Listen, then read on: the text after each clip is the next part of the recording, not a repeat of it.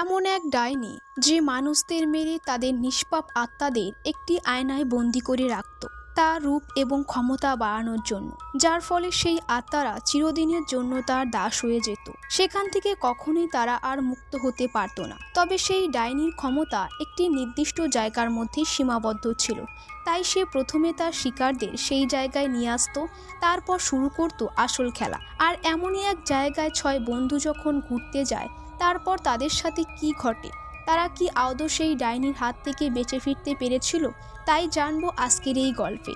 So বেশি intro না দিয়ে আজকের গল্প শুরু করা যাক।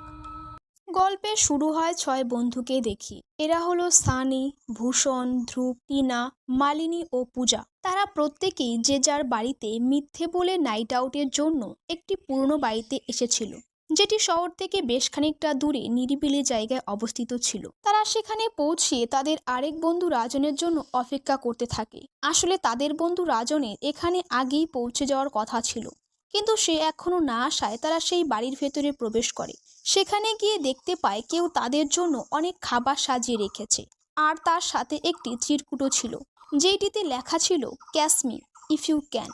এইসব দেখে তারা বুঝতে পারে এটা হয়তো তাদের বন্ধু রাজনেরই কাজ। সে হয়তো তাদের সাথে প্র্যাঙ্ক করার জন্যই এইসব করেছে, কারণ রাজন বরাবরই এরকম স্বভাবেরই ছেলে ছিল। তারা যেহেতু অনেক ক্ষুধার্ত ছিল, তাই সবাই খাবারটা খেয়ে বসে প্ল্যান করতে থাকে কিভাবে রাজনকে খুঁজবে। সিদ্ধান্ত হয় প্রত্যেকে আলাদা আলাদা হয়ে রাজনকে খুঁজবে এবং প্রত্যেকে হকিটকি নিয়ে যাবে।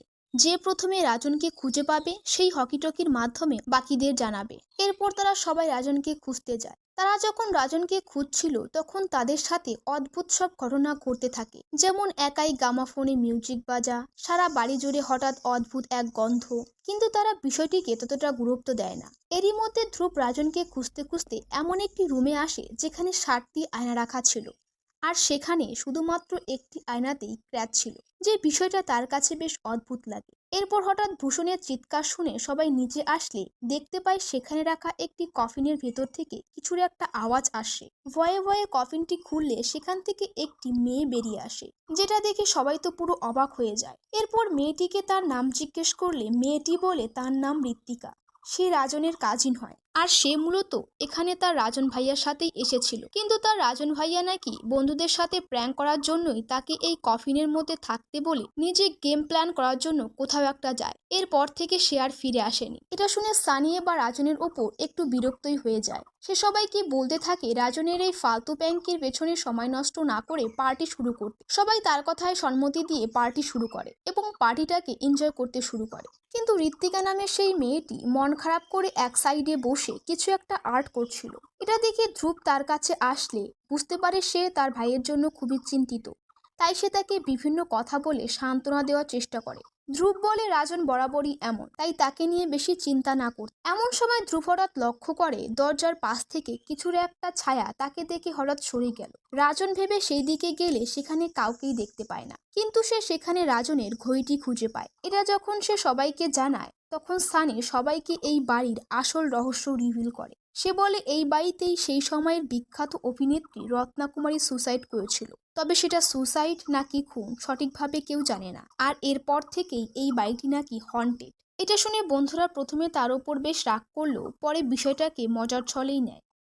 এটা দেখে ঋত্বিকা তাদের ওপর রাগ করে সেখান থেকে চলে গেলে ধ্রুব আর টিনা তাকে খুঁজতে যায়। আর এদিকে সানিরা ওজাবোর্ডের মাধ্যমে রত্নাকুমারীর আত্মাকে ডাকার সিদ্ধান্ত নেয়। প্রথমে তারা বিষয়টাকে মজার ছলে নিলেও এর কিছুক্ষণ পরেই বুঝতে পারে তাদের ডাকে সত্যি কোনো আত্মা চলে এসেছে। সানি যখন জিজ্ঞেস করে সে রত্নাবতী কিনা, জবাব আসে না। এরপর তার নাম জিজ্ঞেস করলে খুবই শকিংলি ভাবে অ্যান্সার আসে রাজন। এটা দেখে তা তো পুরো শক। এরই মধ্যে ওপর থেকে হঠাৎ টিনার চিৎকার শুনে সবাই ওপরে গেলে রাজনের লাশ দেখতে পায়। অর্থাৎ এতক্ষণ যে বন্ধুকে নিয়ে তারা সবাই মজা করছিল সে আসলে অনেক আগেই মারা গিয়েছে। আর তাই তারা যখন রত্নাকুমারীর আত্মাকে ডাকছিল সেখানে তাদেরই বন্ধু রাজনের আত্মা এসেছিল। এইসব দেখে তারা সবাই ভীষণ ভয় পেয়ে যায়। তাই তারা সেখান থেকে চলে যাওয়ার সিদ্ধান্ত নেয়। কিন্তু চলে যেতে চাইলেই কি আর চলে যাওয়া যায়? পূজা যখনই বাড়ির বাইরে পা রাখে অমনি দরজাটা হঠাৎ বন্ধ হয়ে যায়, আর বাইরে থেকে আসতে থাকে পূজার আর্তনাদ। সবাই অনেক চেষ্টা করতে থাকে দরজা খোলার জন্য, কিন্তু কিছুতেই তারা দরজাটি খুলতে পারে না। এরপর হঠাৎ সব শান্ত হয়ে দরজাটা আপনা আপনি খুলে যায় আর পূজা রক্তাক্ত অবস্থায় ভিতরে প্রবেশ করে সেখানেই মারা যায়। সঙ্গে সঙ্গে দরজাটি আবারও বন্ধ হয়ে যায়।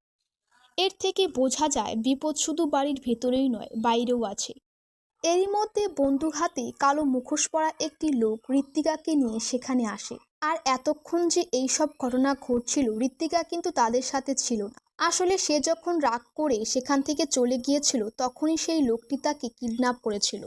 লোকটির হাতে বন্দুক দেখে তারা সবাই ভাবে সেই হয়তো রাজন আর পূজাকে মেরেছে। তাই তারা লোকটির হাত থেকে ঋত্বিকাকে বাঁচাতে গেলে ধস্তাধস্তিতে একটি গুলি ভূষণের কাঁধে লাগে। এরপর কোনো মতে তারা লোকটিকে বেঁধে জিজ্ঞেস করে সে কে। লোকটি জানায় সে আসলে একটি চোর, তার নাম রাঘব। সে মূলত পুলিশের হাত থেকে বাঁচার জন্য এই বাড়িতে এসেছিল। সে আরও জানায় সে তার বন্ধুদের মারেনি, কিন্তু স্বাভাবিকভাবেই কেউ তার কথা বিশ্বাস করে না। এরপর ধূপ সানিকে নিয়ে সেখান থেকে বেরোনোর পথ খোঁজার জন্য যায় আর টিনাদের ভূষণের কাছে থাকতে বলে। এর কিছুক্ষণ পর ভূষণ হঠাৎ জল খেতে চাইলে মালিনী আর ঋত্বিকা জল আনার জন্য উপরে যায়। এরই মধ্যে সানি মালিনীকে বলে তার সাথে যাওয়ার জন্য, কারণ তার মনে হচ্ছে এসবের মধ্যে তাদেরই কোনো এক বন্ধু জড়িত। এই বলে সে মালিনীকে সেখান থেকে নিয়ে চলে যায়। এরপর ঋত্বিকা যখন নিচে আসে দেখতে পায় সানি তো ধুবের সাথেই বসে আছে। তাহলে মালিনী একটু আগে যার সাথে গেল সে কে? সবাই তাকে মালিনীর কথা জিজ্ঞেস করলে সে সব খুলে বলে। এটা শুনে সবাই দ্রুত মালিনীকে খুঁজতে যায়। খুঁজতে খুঁজতে তারা সবাই বাথরুমে মালিনীর মৃতদেহ দেখতে পায়। এটা দেখে সানি ভীষণ কষ্ট পায়। আর তারা এটাও বুঝতে পারে সেই চোরটি আসলে নির্দোষ, কারণ সে এতক্ষণ তাদের সাথেই ছিল। সে যদি তাদের সাথেই থাকে তাহলে মালিনীকে কে খুন করলো? এই সময় চোরটি তাদের একটি কালো জাদু ডায়েরি দেখায়, যেটি সে ধ্রুবের ব্যাগ থেকে পেয়েছিল। এটা দেখে সবাই ধ্রুবকেই সন্দেহ করতে থাকে। ধ্রুব অবশ্য বলতে থাকে এটা তার গ্র্যান্ডফাদারের ডায়েরি, যে একজন ডাইনি রিসার্চার ছিল।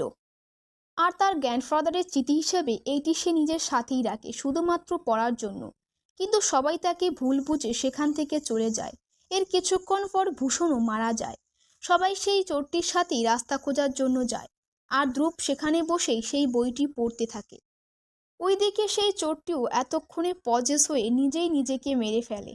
এইটা দেখে টিনারাও বুঝতে পারে ধ্রুব নির্দোষ। তাই তারা হকিটকির মাধ্যমে ধ্রুবের সাথে কন্ট্যাক্ট করলে ধ্রুব তাদের সব ঘটনা বলতে থাকে। সে বলে তার গ্র্যান্ডফাদারের বইটি পড়ে সে বুঝতে পেরেছে এই বাড়িতে একটি ডাইনি আছে, আর সেই তাদের সাথে এই সব করছে। এরপর সে তাদের সেই রুমে নিয়ে গিয়ে আয়নাগুলো দেখিয়ে বলে সে যখন এই বাড়িতে এসেছিল তখন কেবলমাত্র একটি আয়নায় ক্র্যাচ ছিল, কিন্তু যখনই তাদের একজন করে বন্ধু মারা যাচ্ছে তখনই একটি করে আয়নাতে ক্র্যাচ হচ্ছে। সে আরও বলে ডাইনি তার রূপ এবং ক্ষমতা ধরে রাখার জন্য ইনোসেন্ট আত্মাদের ট্র্যাক করে এই আয়নায় বন্দি করে রাখে, যাতে পরে সে তাদের খেতে পারে। এর ফলে তার বয়স কোনোদিনই বাড়ে না। তারা যখন এই সব কথাবার্তা বলছিল তখন হঠাৎ লক্ষ্য করে ঋত্বিকা সেখানে নেই। এরপর আয়নায় ঋত্বিকার বিবস্ত্র চেহারা দেখে তাদের আর বুঝতে বাকি থাকে না এতক্ষণ যে ডাইনির কথা বলছিল সে আর কেউ নয়, বরং তাদের সাথে এতক্ষণ ইনোসেন্ট সেজে থাকা সেই ঋত্বিকা। এরপর ঋত্বিকা ডাইনি তাদের বিভিন্নভাবে হন্ট করতে থাকে। ধ্রুব বলে তার দাদাজির ডায়েরি অনুসারে ডাইনির হাত থেকে বাঁচার জন্য তার মৃত বন্ধুদের রক্ত লাগবে, কিন্তু এতেও যদি কোনো কাজ না হয় তাহলে দ্বিতীয় যে উপায়টি আছে সেইটি প্রায় অসম্ভব। এরপর তারা তিনজন ডাইনির বিভিন্ন বাধাকে অতিক্রম করে কোনো রকমে বন্ধুদের রক্ত কালেক্ট করে, কিন্তু মৃত বন্ধুদের রক্ত দিয়ে ডাইনিকে ক্ষণিকের জন্য কাবু করা গেলেও তাকে শেষ করা সম্ভব হয় না। তাই এবার বাঁচতে হলে দ্বিতীয় রিচুয়ালটি করতেই হবে, আর তার জন্য প্রয়োজন ডাইনির কোনো প্রিয় একটি বস্তু। আর তোমাদের বলতে ভুলে গিয়েছিলাম, ঋত্বিকার কাছে সবসময় একটি পুতুল থাকতো, আর এই পুতুলের মধ্যেই তার সমস্ত শক্তি ছিল। এটা বুঝতে পেরে ধ্রুব সেই পুতুলটি নিয়ে রিচুয়াল শুরু করতেই যাবে, অমনি ডাইনি ঋত্বিকা তার উপর চড়াও হয়। সানি ধ্রুবকে বাঁচাতে গেলে সে সেখানেই মারা যায়। এদিকে ধ্রুব আর টিনার অবস্থাও শোচনীয়। এই সময় ধ্রুব তার সব মৃত বন্ধুদের কাছ থেকে সাহায্য চাইতে থাকে। এটা শুনে ডাইনিটি তো হাসতে থাকে। ধ্রুব যেহেতু আগেই ডাইনির সেই আয়নাটি ভেঙে তার বন্ধুর আত্মাদের মুক্ত করে দিয়েছিল, তাই তারা ধ্রুবকে সাহায্য করতে এগিয়ে আসে এবং ঋত্বিকার সেই পুতুলে আগুন লাগিয়ে দেয়, যার ফলে ডাইনি সেখানেই পুড়ে মারা যায় আর বেঁচে থাকে শুধু ধ্রুব আর ঋত্বিকা। মনে রাখতে হবে এই ঘটনাটি যে ঘটছিল এটি কিন্তু 1978 ঘটনা। এরপর দৃশ্য বর্তমান সময়ে শিফট হয়। যেখানে আমরা ইন্ডিয়ার মৌসুমী নামক একটি জায়গায় কয়েকজন বন্ধুকে নাইট আউটের প্ল্যান করতে দেখি, আর তাদেরই মধ্যে ঋত্বিকাকেও দেখতে পাই, সেই সেম এজে। এর থেকে বোঝা যায় ঋত্বিকা এখনো মারা যায়নি, সে এখনো ঘুরে বেড়াচ্ছিল তার নতুন কোনো শিকারের উদ্দেশ্যে। কে জানে এরপর হয়তো তাদের সাথে তাই ঘটবে যা ধ্রুবদের সাথে ঘটেছিল। এরকম একটা সাসপেন্সের সাথে মুভিটি এখানেই শেষ হয়।